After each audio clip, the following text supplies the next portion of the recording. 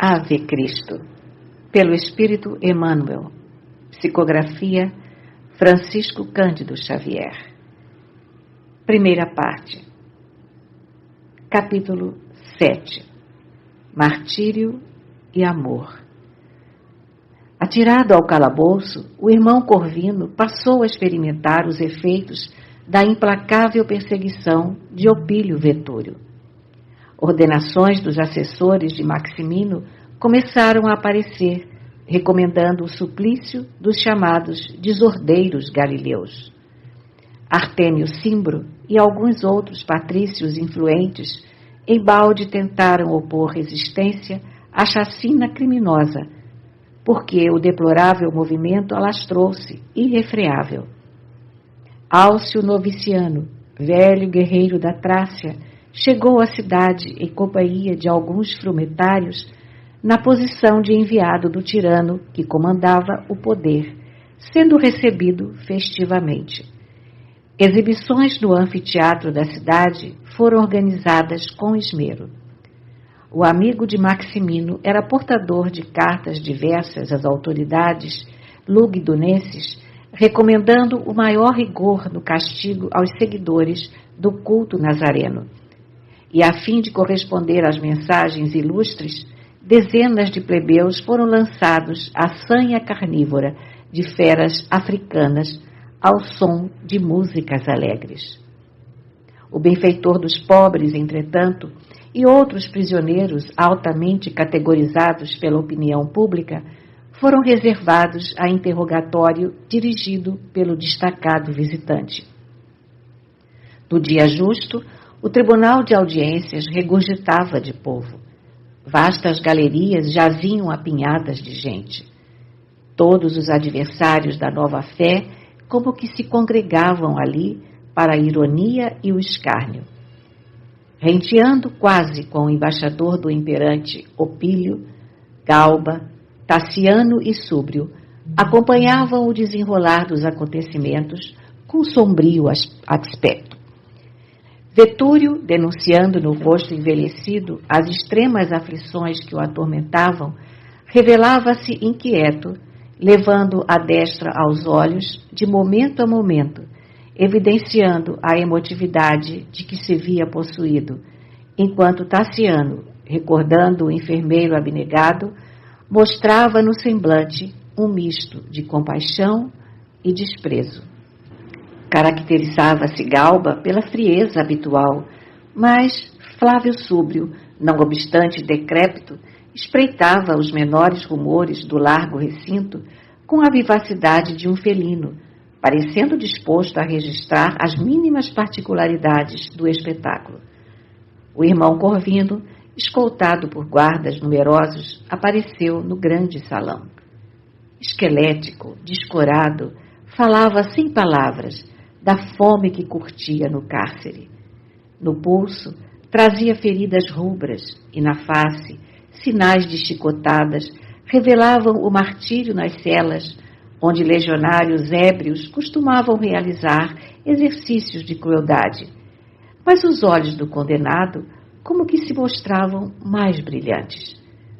Não era só a paciência que se irradiava deles, demonstrando-lhe a grandeza espiritual, mas também uma superioridade indefinível, misturada de compreensão e piedade pelos verdugos. À frente do missionário, os representantes da casa de Opílio fizeram-se pálidos. Imprecações reboaram de todos os lados, acirrando os ânimos contra o apóstolo indefeso. Abaixo, feiticeiro, morte ao assassino, suplício ao matador de mulheres e crianças.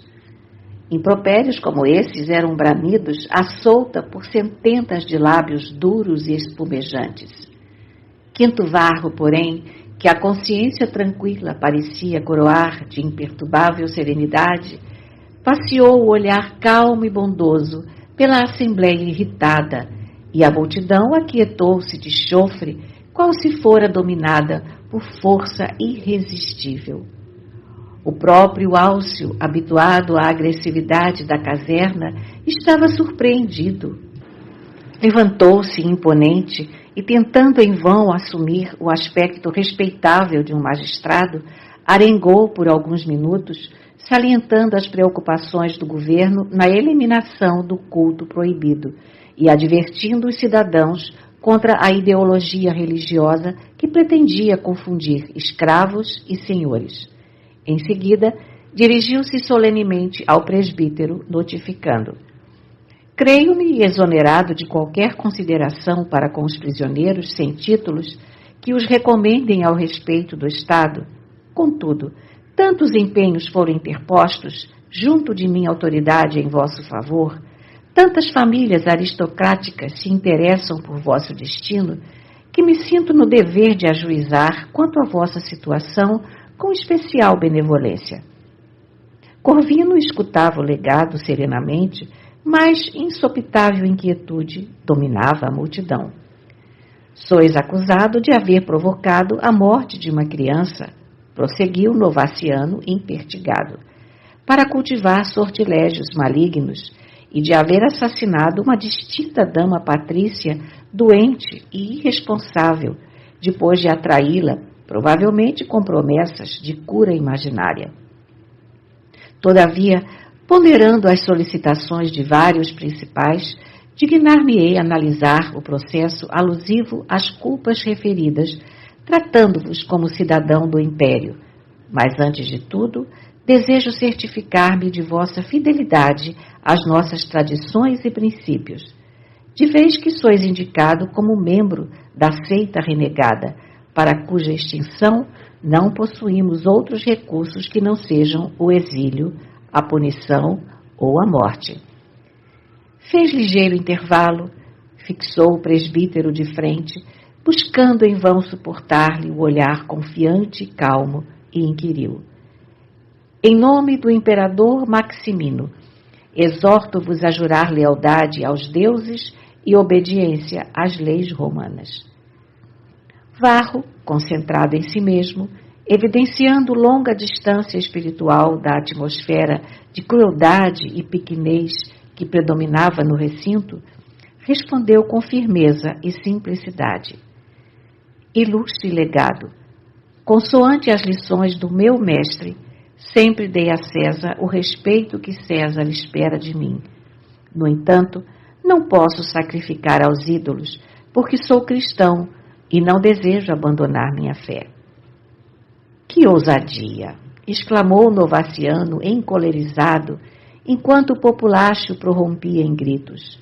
Morte ao traidor! Degolem o celerado! O religioso, porém, não expressou a mínima alteração facial. O juiz agitou o pequeno martelete de bronze, exigindo silêncio, e voltou a interpelar. Sois atrevido até ao insulto? Rogo-vos desculpas se a minha palavra incomoda, no entanto, indagais e respondo por minha vez. A atitude serena e digna de Corvino de novo impusera quietação à grande assembleia. Álcio enxugou o suor copioso que lhe corria da fronte enrugada e tornou: confessais então vosso conúbio com a seita maldita dos nazarenos? Não vejo qualquer maldição nela, replicou o preso sem azedume. Os seguidores do Evangelho são amigos da fraternidade, do serviço, da bondade e do perdão. O emissário de César passou a destra pela calva oleosa, brandiu um bastão de prata no estrado em que se apoiava e bradou: sois apenas velha quadrilha de mentirosos. Que fraternidade poderia ensinar-vos um galileu desconhecido que vos induz ao suplício há quase 200 anos? Que serviço prestaríeis à coletividade pregando a indisciplina entre os escravos com falaciosas promessas de um reino celestial? Que bondade exerceríeis conduzindo mulheres e crianças ao espetáculo sangrento dos circos? E que perdão conseguireis exemplificar quando o vosso heroísmo não passa de vileza e humilhação? Varro percebeu a dureza intelectual do inquiridor e objetou: Nosso mestre padeceu na cruz por sentir-se o irmão maior da humanidade, necessitada não de força bruta ou de violência, mas de valor moral, para compreender a grandeza do Espírito Eterno. O serviço para nós não é a exploração do homem pelo homem, e sim o livre acesso da criatura ao trabalho, para o engrandecimento dos méritos pessoais de cada um. A bondade, em nosso campo de ação, Alcio, entretanto, cortou-lhe a palavra, gesticulando furioso. Calai-vos! Por que aturar o vosso sermão sem nexo? Ignorais, porventura, que posso decidir sobre o vosso destino? Nossos destinos jazem nas mãos de Deus, retorquiu Varro sereno. Sabeis que posso lavrar a vossa sentença de morte? Respeitável legado, o poder transitório do mundo está em vossas determinações. Obedecei a César, ordenando o que vos aprouver. Obedecerei a Cristo, submetendo-me à vossa vontade. Novaciano trocou o expressivo olhar com Vetúrio, como se estivessem acertando em silêncio os pontos de vista que lhes eram comuns, e clamou: não tolero o sarcasmo. Convocou um dos assessores e recomendou que o prisioneiro recebesse 3 chicotadas de relho curto à boca. Um guarda de aspecto feroz foi escolhido. Varro, enquanto açoitado, parecia em oração. O sangue borbotava-lhe dos lábios, escorrendo sobre a túnica humilde, quando um jovem, aproximando-se, ajoelhou-se junto dele e exclamou em pranto: Pai Corvino, eu sou teu filho. Recolheste-me quando eu vagava na rua sem ninguém. Deste-me uma profissão e uma vida digna. Não sofrerás sozinho. Estou aqui. Todavia, no estupor geral que a sina impunha aos circunstantes, o benfeitor ferido, embora sangrando, inclinou-se para o rapaz e rogou: Crispo, meu filho, não afrontes a autoridade. Por que te rebelas assim, se ainda não foste chamado? Meu pai, soluçou o jovem, quase menino, também quero testemunho. Desejo provar minha fidelidade ao Senhor. E voltando-se para o representante de César, declarou: eu também sou cristão. Corvino acariciou-lhe os cabelos em desalinho e continuou: esqueceste que a maior exemplificação dos seguidores do Evangelho não é a morte e sim a da vida? Não sabes que Jesus espera de nós a lição do amor e da fé onde respiramos? Meu testemunho no tribunal ou no anfiteatro será dos mais fáceis, mas poderás honrar o nosso Mestre de maneira mais sacrificial e mais nobre, trabalhando por ele, em benefício dos nossos irmãos em humanidade, e por ele sofrendo dia a dia. Vai em paz. Não desrespeites o mensageiro do imperador. Como se o ambiente estivesse magnetizado por forças intangíveis, o moço, enxugando as lágrimas, saiu sem ser molestado por ninguém. Tornando a si da surpresa que o senhoreara, Novaciano reergueu a voz e considerou: o legado de Augusto não pode perder tempo. Sacrificai aos deuses e o processo que vos envolve o nome será examinado atenciosamente. Não posso, insistiu Corvino sem afetação. Sou adepto do cristianismo e nessa condição desejo morrer. Morrereis então, gritou Alcio indignado, e assinou a sentença, indicando o campo próximo em que o prisioneiro seria decapitado no dia seguinte, ao amanhecer. Varro escutou-a sem modificar-se. A fé e a tranquilidade imperturbáveis fulgiam-lhe no semblante. Na assembleia, contudo, reinava amplo mal-estar. Opílio e Galba abraçaram o legado com visíveis sinais de satisfação.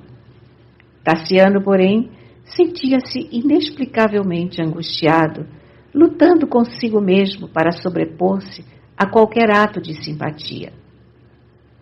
As conversações que mantivera com o enfermeiro em outro tempo afloravam-lhe a memória. Aquele homem ultrajado e abatido impunha-se-lhe a admiração, ainda mesmo contra sua própria vontade. Tudo faria para não pensar, mas a grandeza moral dele confundia-o e o chamava à reflexão. Instintivamente inclinava-se a defendê-lo. Contudo, não seria lícito conceder a si mesmo tal aventura. Corvino poderia ser um gigante de heroísmo, mas era cristão. E ele, Tassiano, detestava os nazarenos. Afastou-se alguns passos a fim de apreciar a soberba estátua de Temis que jazia no recinto. Mas alguém correu ao encontro do condenado que voltava à prisão resignadamente. Esse alguém era o velho Flávio Súbrio, que se abeirou do religioso e disse-lhe em voz baixa: reconheço-te, agora não alimento qualquer dúvida. 20 anos não me fariam olvidar-te. Quinto Varro lançou-lhe dolorido olhar, sem nada responder. O antigo lidador, todavia, recebeu-lhe o silêncio como sendo a confirmação que aguardava. E, contendo a custo o pranto que lhe ennevoava os olhos, segurou-lhe as mãos que pesadas algemas enlaçavam e acentuou: meu amigo, não teria sido mais suave a tua morte no mar? Como me pesa haver cooperado para o teu sacrifício. Como lastimo a tua infortunada sorte, observando o fardo de angústia que te verga os ombros. O interpelado, porém, sorriu triste e replicou: Súbrio, a escravidão a Jesus é a verdadeira liberdade, tanto quanto a morte, em companhia do nosso divino Mestre, é a ressurreição para a vida imperecível. Só um fardo deveremos temer, o da consciência culpada. E reparando-lhe com surpresa as lágrimas de sincera compunção que não chegaram a transbordar, acrescentou: se procuras agora algum meio de acesso à verdade, não deixes para amanhã o teu encontro com o Cristo. Faze alguma coisa por tua salvação e o Senhor fará o resto. Nesse instante, porém, o chefe de vigilância, acreditando que Súbrio insultava o prisioneiro, abeirou-se de ambos e vociferou sarcástico: nobre romano, deixa comigo este feiticeiro. Prepará-lo-ei a bastonadas para o espetáculo de amanhã. E antes que Súbrio estupefato pudesse mover-se, Varro foi arrastado de novo para o cárcere. Desde esse momento, porém, o velho guerreiro em disponibilidade pareceu tomado de incompreensível perturbação. Desligou-se dos amigos íntimos, dirigiu-se apressadamente à herdade, retirou de antigo cofre todas as peças de ouro que possuía e voltou ao centro da cidade, procurando os companheiros do irmão Corvino. Nos arredores da igreja, num telheiro abandonado, encontrou Ênio Pudens, por indicação de algumas mulheres piedosas. Deu-se a conhecer ao clérigo respeitável e entregou-lhe para a igreja de João, onde todo o dinheiro que pudera amealhar durante anos, rogando-lhe abençoar as suas novas resoluções.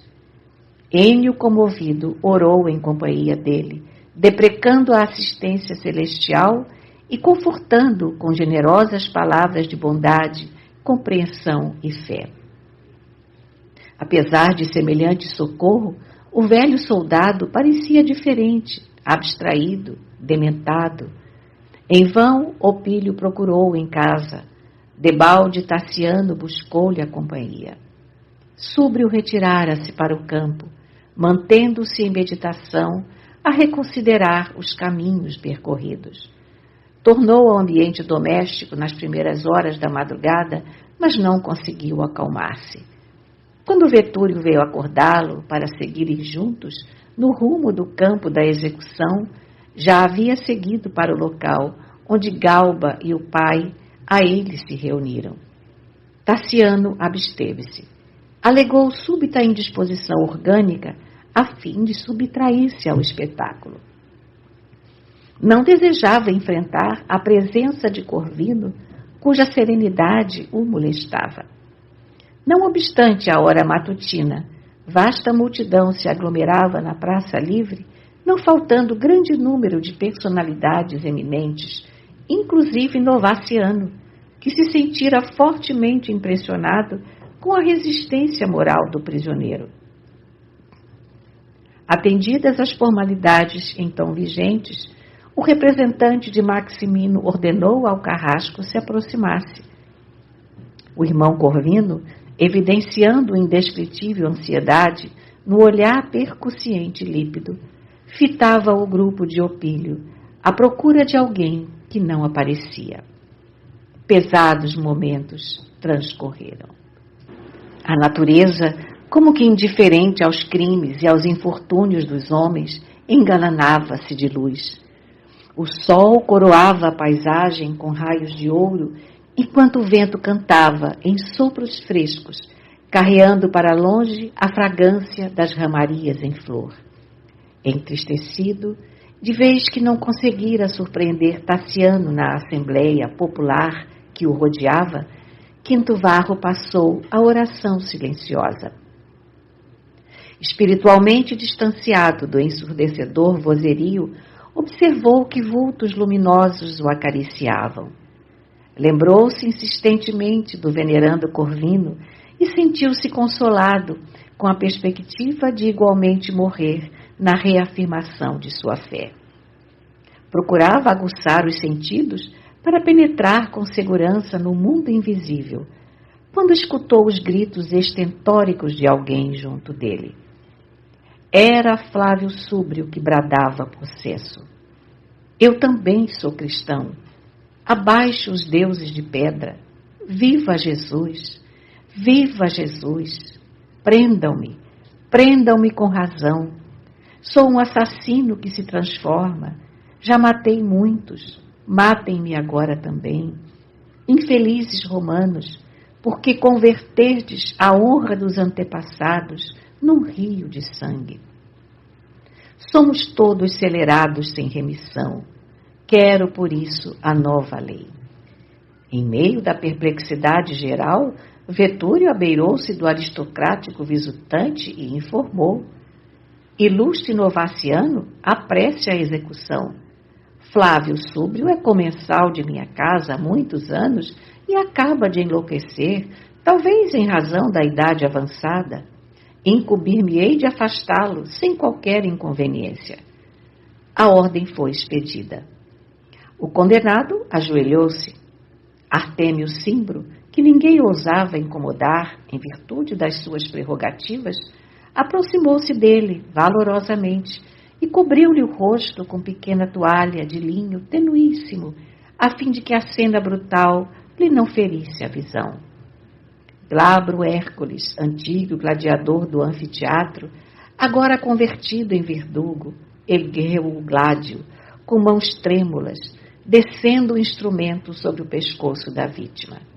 Todavia, poderes invisíveis atuavam para que o gume da espada não atingisse o lugar visado. Havendo desferido o terceiro golpe, recebeu do legado de César a determinação de sustar o serviço. Existia uma lei proibindo o quarto golpe em qualquer decapitação. Quinto Varro, banhado em sangue, foi por isso transferido para o calabouço, onde agora lhe assistia o direito de morrer lentamente. Vetúrio acompanhou as mínimas particularidades do quadro terrível sem alterar-se, e quando voltou a procurar por Flávio Súbrio, que se distanciara para não ver a horrenda exibição, não mais o encontrou. O cliente de Opílio tomara um carro e voltara rápido para casa. Profundamente transtornado, quase irreconhecível, convocou Tassiano a entendimento particular e passou a narrar-lhe o passado, sintetizando quanto possível. O moço patrício, boquiaberto e aterrado, ouvia-lhe as reminiscências quando Vetúrio chegou suarento e aflito, e adivinhando o que se passava, tentou interrompê-lo. Flávio Súbrio enlouqueceu, rugiu irado.